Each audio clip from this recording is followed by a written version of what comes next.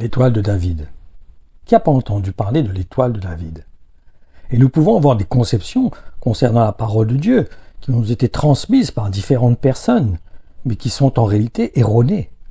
Comme celle qui concerne l'étoile de David.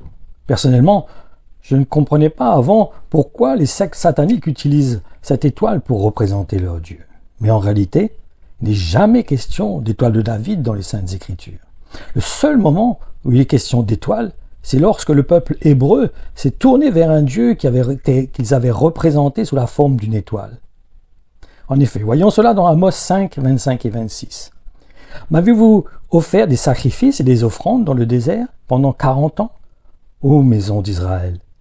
Mais vous avez porté le tabernacle de votre Moloch et vos images de Chiam, l'étoile de votre Dieu que vous êtes faites. » Et nous devons savoir qu'en réalité, les étoiles qui sont représentées sous la forme de deux triangles qui sont posés l'un sur l'autre dans le sens inverse l'une de l'autre représentent en réalité le nombre 666. Du reste, êtes-vous conscient que depuis la première Église, il y a toujours eu des antéchrists? Certains vont même avoir l'outrance de se faire passer pour le Christ. Mais par contre, il n'y en aura qu'un seul qui va se faire passer pour Dieu. Et il sera juif. En effet, voyons cela dans la prophétie qui se trouve dans l'évangile de Matthieu au chapitre 24 et au verset 15.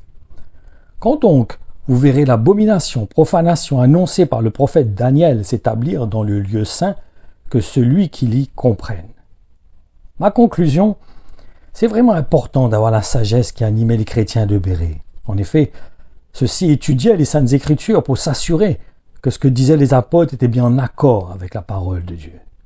Et je vous encourage à faire de même, à étudier les Écritures, à vous assurer de ce que vous entendez bien dans l'esprit de l'Évangile, en accord avec l'Évangile. Et ceux qui la transmettent portent bien des fruits qui sont en accord aussi avec ce qu'enseigne la parole de Dieu.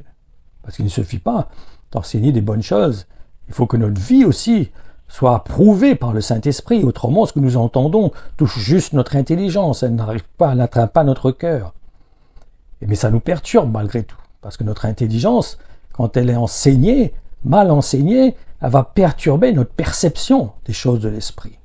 C'est important pour nous de nous assurer que les personnes que nous écoutons communiquent vraiment l'esprit de l'Évangile en accord avec ce que les apôtres ont communiqué et qui ne font pas d'affabulation, qui ne se permettent pas d'enseigner des choses mélangées avec leur intelligence ou leur compréhension ou même par les séductions du diable, qu'il y a beaucoup qui enseignent malheureusement des choses sous l'inspiration du diable. C'est une réalité.